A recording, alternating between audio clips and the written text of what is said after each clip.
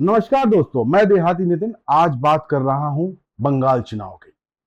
तो दोस्तों, आखिरकार 5 राज्यों के चुनाव का जनादेश सबके सामने आ गया। एक बार फिर बीजेपी ने प्रचंड रूप से भगवा लहराया है। वहीं बंगाल में इतिहास बदलते हुए बीजेपी ने ममता बनर्जी की टीएमसी को जड़ से उखाड़ फेंका। जो ममता बनर्जी ये दावा करती थी कि बीजेपी को हराना ही उनका एकमात्र लक्ष्य है, परिणाम देखकर आज वो मुंह दिखाने के लायक भी नहीं है। बंगाल में बीजेपी ने पूर्ण बहुमत हासिल कर लिया, वो भी बिना किसी सहयोग के अपने दम पर। यह सब क्यों हुआ और कैसे हुआ? कैसे ममता बनर्जी नरेंद्र मोदी और योगी आदित्यनाथ की जोड़ी से यहां पिट गई? इसके कई बड़े फैक्टर हैं।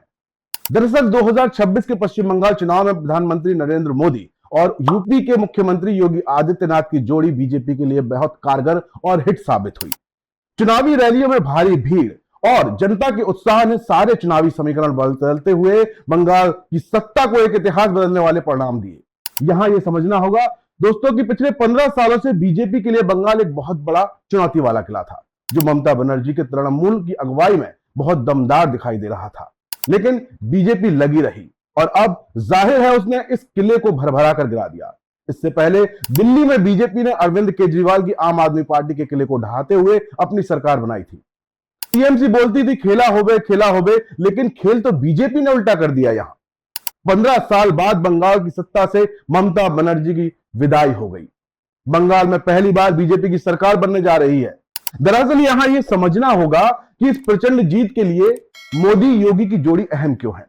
तो यह माना जा रहा है कि पीएम मोदी और सीएम योगी की जोड़ी ने अपनी रैलियों में भ्रष्टाचार, घुसपैठ और कानून व्यवस्था के मुद्दों पर ममता सरकार को लगातार घेरा है।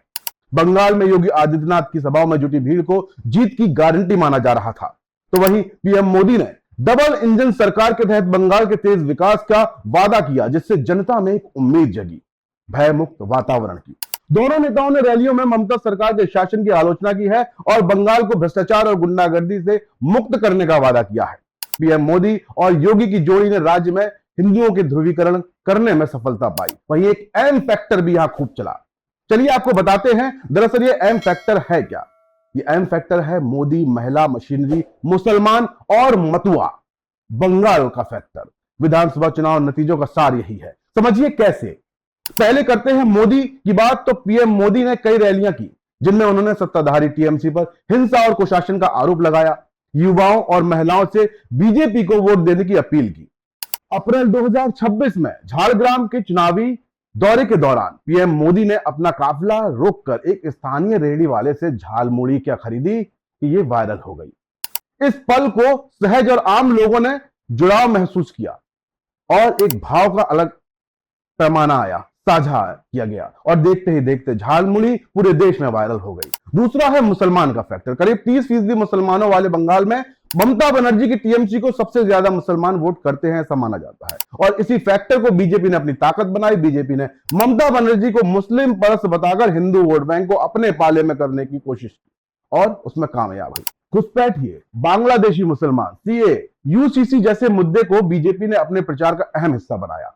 बीजेपी पार्टी ने 2026 के पश्चिम बंगाल विधानसभा चुनाव में अपने भरोसा पत्र में सरकार बनने के 6 महीने के भीतर समान नागरिक संहिता यानी कि यूसीसी लागू करने का वादा किया है। बात करें मशीनरी की, तो ये जानकार बताते हैं कि चुनाव आयोग द्वारा किया गया स्पेशल इंटेंसिव रिवीजन यानी कि एसआईआर इस चुनाव का साइलेंट किलर था।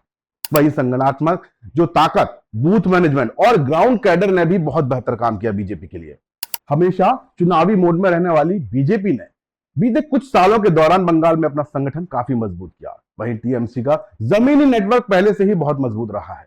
इस बार इस टक्कर ने चुनाव को और रोमांचक बना दिया था। इसके अलावा चुनाव आयोग ने जिस तरह से सुरक्षा बलों की तैनाती की और फर्जी वोटिंग को रोकने के लिए कड़े कदम उठाए, वो भी ऐतिहासिक रहा। विशेष रूप से एसआईआर के जरिए वोटर लिस्ट के शुद्धिकरण का मामला जो था, फर्जी नामों को हटाया गया, जिससे चुनाव का काफी गणित बिगड़ गया ममता के। यहां अहम पहलू महिला वोट भी रहा। ममता बनर्जी की लक्ष्मी भंडार जैसी योजनाओं ने महिला मतदाताओं को काफी हद तक आकर्षित तो किया, लेकिन मोदी सरकार की केंद्रीय योजनाओं और महिला सुरक्षा के मुद्दों ने बीजेपी को इस वर्ग में समर्थन दिलाया। भाजपा ने संदेशखाली और आरजीकर जैसी घटनाओं को मुद्दा बनाकर महिलाओं की सुरक्षा और उनके सम्मान को चुनावी हथियार बना लिया। कुल मिलाकर महिला वोटर्स इस बार किंग मेकर की भूमिका में था। और किंग बना दिया। एक फैक्टर और है मथुआ फैक्टर, जिसने उत्तर 24 परगना और आसपास के इलाकों में मथुआ समुदाय का वोट खूब अच्छा है, जिसे बीजेपी ने दबोचा।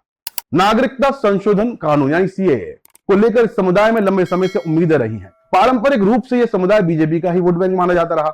इस बार भी बीजेपी ने इसे अपने पक्ष में उठाने की कोशिश की, जबकि टीएमसी ने स्थानीय मुद्दों और भरोसों के जरिए यहां संतुलन साधने की रणनीति अपनाई।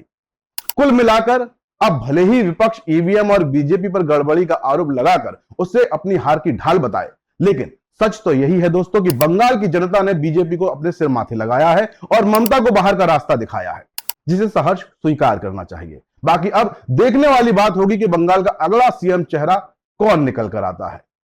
जय हिंद, जय भारत।